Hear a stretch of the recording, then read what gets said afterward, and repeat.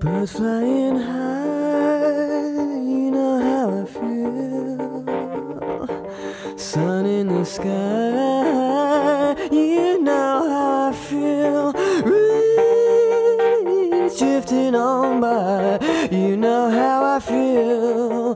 It's a new dawn, it's a new day, it's a new life for me, and I'm feeling good.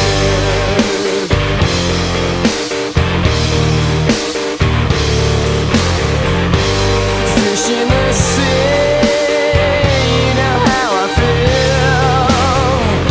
River running free, you know how I feel. Blossom in the trees, you know how I feel. It's a new dawn, it's a new day. The Marathon, a 26.2-mile race taken on by less than 5% of Americans. 800 marathons are held worldwide every year. This great race originated in Greece when a messenger ran 26.2 miles from the Battle of Marathon to Athens without stopping to announce victory and then dropped dead. This epic race will be taken on by two sisters, Rachel and Rosalie Meder. Rachel, why will you be running the marathon? Something to shoot for. It's the mythical, hit the wall, discover yourself. I guess the hardest thing really is just to get dressed and get out the door. I guess the hardest part for me is just to actually get out there and do it, because once I'm out there it's fine. I just run. It's a big stress reliever. If you had a hard day, you just go out and pound some pavement and sweat and breathe hard and just push yourself, and it's mentally relaxing. The longest I've done is actually 4 in a long time, because I've been training for 5Ks and those are shorter. But my very first long run, the plan is 6 miles, so just starting out and going for it. I suppose whenever I actually get out there, it's nice just to be able to be with myself and just enjoy being outside and endorphins and stuff. The sisters spend the next 3 months training.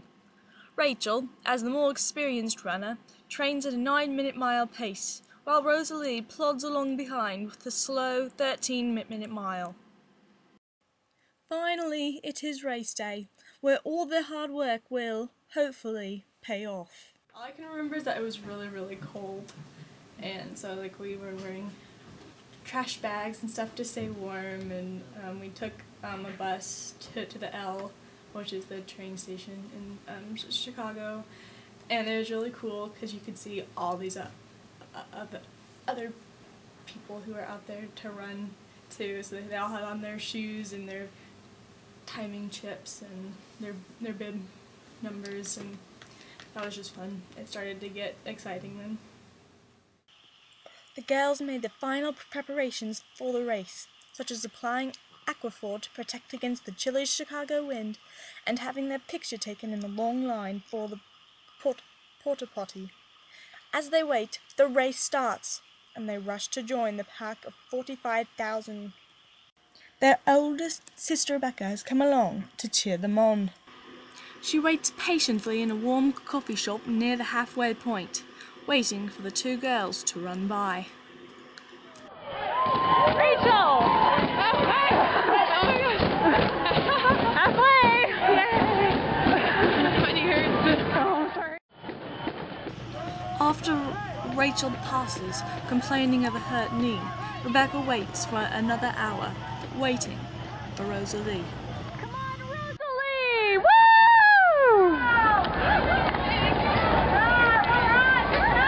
Yeah!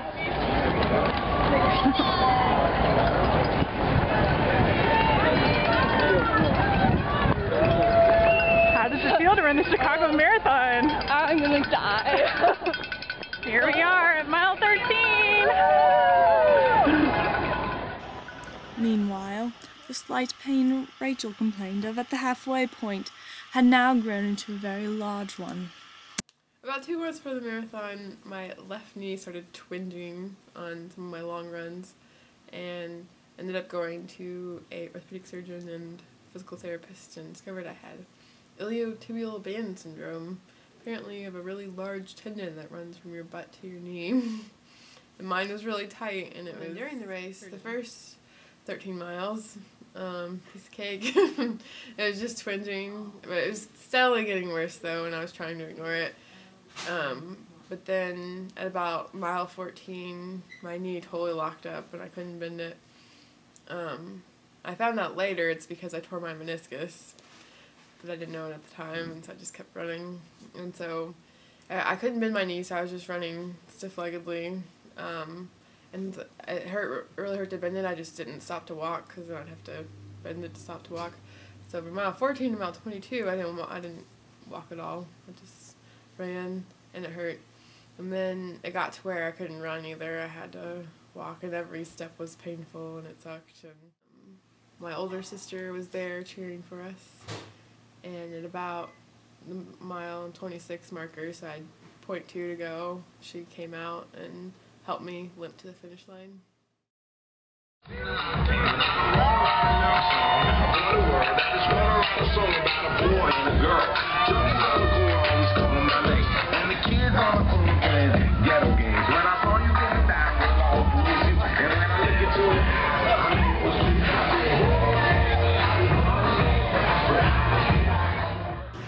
As Rachel painfully finished the race, Rosalie was over an hour and a half behind. Just everything seemed to hurt. Like my head hurt from being cold, and my hands hurt from clenching the whole time, my butt and back and knees and feet, and it was fun. The camaraderie with the other runners, because most of the time when I was training, everyone thought I was crazy to do it, but then once you get there, you're with 45,000 other crazy people who have been training for 3 months, and they're all really excited, and that's fun. Definitely want to do it again. Yes, I could see myself running a 50-miler. Wow. I know it's twice as far as a marathon, but I think I could do it. But a 100-miler, that's just crazy. Rachel is very enthusiastic about running more races, but it can be said of both girls that they are very glad that this one is over.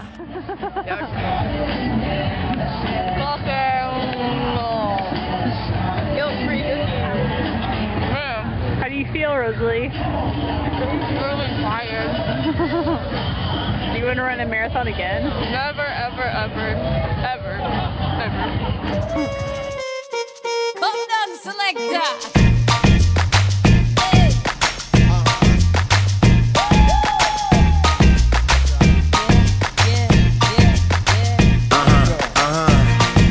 This one goes out to you and yours.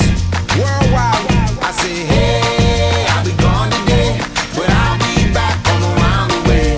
Seems like everywhere I go, the more I see, the less I know. But I know one thing, that I love you.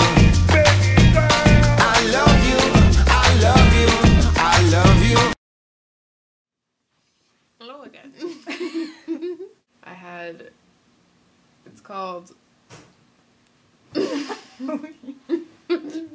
like keep your head yeah. good. I feel great. For the marathon. So Rosalie, when are you gonna run your next marathon?